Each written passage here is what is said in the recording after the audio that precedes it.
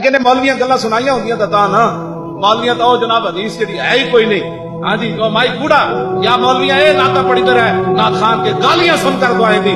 मौलाना दसो जी रसूलुल्लाह नु किसी दी चुरे से कोई गल करवे के कायनात विच हया भी नहीं जांदी इन्हां नु गल करदे हुजूर गालियां सुनकर दुआए।